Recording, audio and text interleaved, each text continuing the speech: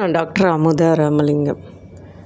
மிக பழைய கதை தான், ஆனாலும் அதில் இருக்கக்கூடிய சிந்தனை புதிது, இன்றைக்கும் தேவையானது. அப்படிங்கிறதுனால இந்த கருத்தை உங்களுக்கு சொல்லணும்னு நான் நினைக்கிறேன். ஒரு குட்டி கதை தான், கதைக்குள்ளே இருக்கிற செய்தி தான் நமக்கு தேவையானது. என்ன அப்படின்னு பார்த்திங்கன்னா, ஒருத்தன் எந்த வேலையுமே செய்யாமல் சாப்பிட்டுட்டு தூங்கிக்கிட்டு சின்ன சின்ன வேலைகளை மனைவி சொன்னாலும் கேட்குறதில்ல, பிள்ளைகள் தன்னோட விளையாடணும்னு கூப்பிட்டாலும் போகிறதில்ல. இப்படி அவன் தனக்கான சுகத்தையும் சந்தோஷத்தையும் மட்டும் நினச்சி இப்படி இருந்தால் சந்தோஷமாக இருக்குது அப்படின்னு நினச்சிக்கிட்டு எந்த வேலையும் செய்யாமல் சோம்பேறியாக இருக்கான். மனைவியும் பொறுத்து பார்த்தா. ஒரு கட்டத்துக்கு மேலே அவனுடைய செயல்கள் அவளுக்கு ரொம்ப பிடிக்காமல் போச்சு. உடனே என்ன பண்ணால், நானும் என் பிள்ளைகளும் என்னுடைய தாய் வீட்டுக்கே போயிடுறோம் அப்படிங்கிற ஒரு செய்தியை அவன்கிட்ட சொல்கிறான். அதுக்கு அவன் கோபப்படாமல் உன் விருப்பம் அப்படின்னு சொல்லிட்டான். அவளும் கிளம்பி போயிட்டான். 1 நாள் 2 நாள் 3 நாள் பார்த்தான். 5 நாட்களுக்கு மேலே அவனால் பசி தாங்க முடியல. சும்மாவே இருந்து சோறு கிடச்சிச்சு இல்லையா. இப்போ சோம்பேறியாக இருக்கிறவனுக்கு சமைச்சு சாப்பிட முடியாது, சம்பாதிக்கவும் முடியாதுங்கிற நிலை வருகிற போது அவன் யோசிக்கிறான், என்ன பண்ணுறது, முடியல அவனால். யார்கிட்ட கேட்டாலும் உன் மனைவி செய்தது சரிதான், ஒரு நாளாச்சு நீ அவளை பற்றியும் உன் குழந்தைங்கள பற்றி நீ யோசிச்சியா, அவளுக்கு சம்பாதிச்சு கொடுக்கணும், பிள்ளைங்களுக்கு சாப்பிட்றதுக்கு ஏதாவது வேணும்னு நீ சிந்திச்சியா, உன்னை மட்டும்தானே யோசிச்ச, சுகவாசியாக இருந்த, இது உனக்கு வேணும்னு சொல்லி ஒருத்தரும் உதவலை. அப்போ நினச்சான், சரி இனிமேல் இருக்கக்கூடாது, நாம் இறந்து போயிடுவோம் அப்படின்னு சொல்லி ஒரு காட்டுக்குள்ளே தனியாக போகிறான். போகும்போது ஏதோ பல யோசனைகள், ஆனாலும் அவனுக்கு வேலை செய்கிறதுல மட்டும் விருப்பமே இல்லை. போயிட்டே இருக்கான். அப்போ ஒரு பழந்த கிணறுக்கு பக்கத்தில் ஒரு ஆலமரம், ஆலமரத்துக்கு கீழே ஒரு முனிவர் உட்கார்ந்துருக்காரு. அப்போ அந்த முனிவரை பார்க்குறான். ஒரு கண்ணை மூடி ஏதோ தியானம் பண்ணிக்கிட்டு இருக்காரு.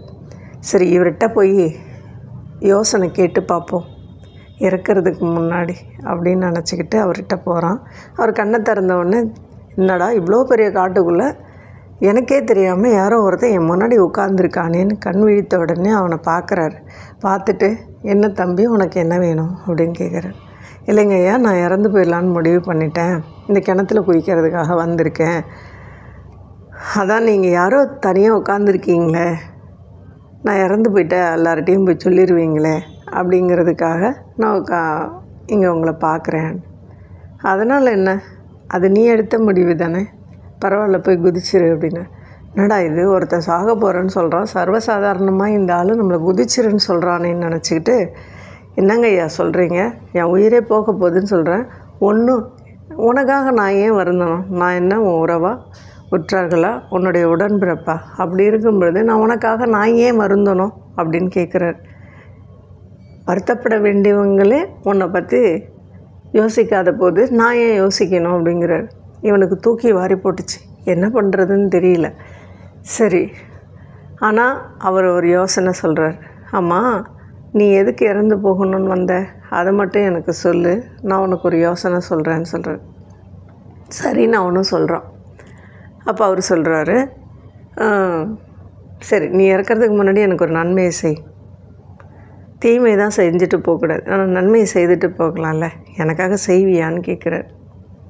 சரிங்கய்யாங்கிறான். நான் சமைக்கிறதுக்கு எனக்கு கொஞ்சம் விறகுகளை கொண்டு வா அப்படின்னு சொல்கிறார். இவன் தேடி பிடிச்சி அங்கே இங்கேன்னு விறகு கட்டிகளை கொண்டு வந்து அவர் முன்னாடி வைக்கிறான். இது போதாதுங்கிறார். இன்னும் ஓடி போய் இன்னும் நிறையா எடுக்கிறான். பச்சையாக இருந்தாலும் பரவாயில்ல, வெட்டி கொண்டு வாங்குறார். நிறையா வெட்டி கொண்டு வரான். அவர் உயரத்துக்கு மேலே அது உயரமாக நிற்கும்போது அவர் சொல்கிறார், சரி வெட்டிட்டு வந்துட்டேன், ஆனால் இது விற்று கொடுத்தா தானே இந்த காசு எனக்கு பயன்படுங்கிறார். இவன் தான் யோசிக்க முடியாதவன் இல்லையா, துறவிக்கு எதுவும் தேவையில்லை, அவருக்கு காசோ பணமோ தேவையில்லாத விஷயந்தான், ஏன் சொல்கிறாருன்னு கூட அவனால் யோசிக்க முடியல. சரின்னு சொல்லி போய் அதை விற்று எடுத்துகிட்டு வரான் காசு. இந்த காசு பத்தலை, இன்னும் கொஞ்சம் நேரம் வேலை செய்து நீ வெட்டி கொண்டு போய் விற்றுட்டு எனக்கு இன்னும் கொஞ்சம் கூடுதலாக காசு விடுன்னு கேட்குறாரு. சரின்னு சொல்லி அதே மாதிரி அவன் பண்ணுறான். ஒரு நாள் முழுக்க வேலை செய்கிறான், காசு கொண்டு வரான். கொண்டு வந்து ஒரு கண்ணு முன்னாடி காசை கொடுக்குறான், வைக்கிறான்.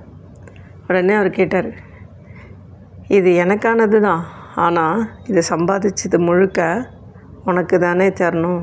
எனக்கு எப்படி இது சேரும்? நீ தானே உழைச்ச, நீ உழைச்ச காசை நீயே வச்சுக்கோ, எனக்கு தேவையில்லைன்னு சொல்லிவிட்டு அவர் பாட்டு ஏஞ்சி போயிட்டார். இவன் பார்த்தான், என்னடா நம்ம கையில் இவ்வளோ காசு இருக்குது அப்படின்னு. ரொம்ப பசியோடு இருக்கிறவனுக்கு அந்த காசை பார்த்தோன்னே சந்தோஷம் தாங்க முடியல. நேராக போனால் ஒரு ஹோட்டலில் சாப்பிட்டுட்டு மீதி பார்த்தா செலவே ஆகாத அளவுக்கு காசு நிறைய கை நிறைய இருக்குது. அப்போ முடிவு பண்ணான், என்னடா சாதாரணமாக இருந்து நாம் விழுந்து கிடந்த விறகுகளை எடுத்து விற்றதுக்கே இவ்வளோ காசு கிடைக்கிது. அப்போது தினம் இந்த மாதிரி ஏதாவது சின்ன சின்ன வேலைகளை செய்தால் கூட காசு கிடைக்கும்.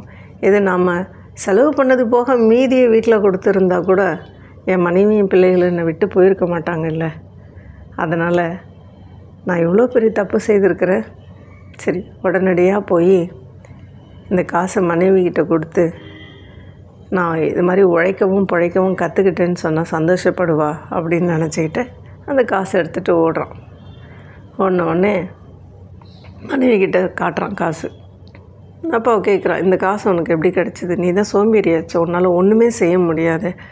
இவன் நடந்த விஷயங்களை சொல்கிறான். காட்டுக்கு போனதும் இறந்துலான்னு முடிவு பண்ணதும், முனிவரை பார்த்ததும், முனிவர் சொன்ன யோசனைப்படி அவன் விறகுகளை விற்றதும், காசு கொண்டு வந்ததும் எல்லாத்தையும் வரிசையாக சொல்கிறான். ஆனாலும் அவன் நம்ப மறுக்கிறான்.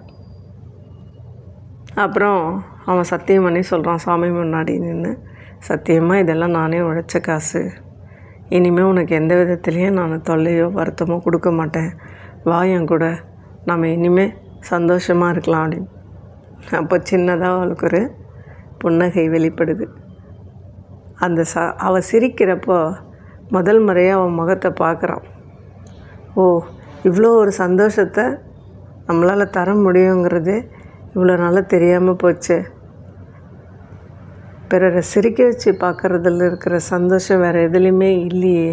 அதுலேயும் தன் உறவோ தன் உடன்பிறப்போ உற்ற துணையோ இப்படி மகிழ்ச்சியாக இருந்தால் மனசுக்கு எவ்வளோ நிறைவாக இருக்குது அப்படிங்கிறத ஒரு கணம் யோசிக்கிறான். பிள்ளைகளை கையில் தூக்கி அணைச்சிக்கிட்டு மனைவி தோள் மேலே கை போட்டு கூட்டிகிட்டு நடக்கிறான். அதில் ஒரு கம்பீரமும் கண்ணியமாக இருந்துச்சு. சோம்பேறித்தனம் சுத்தமாக அவனை விட்டு தூர விலகி ஓடி போச்சு. நன்றி. தொடருவோம்.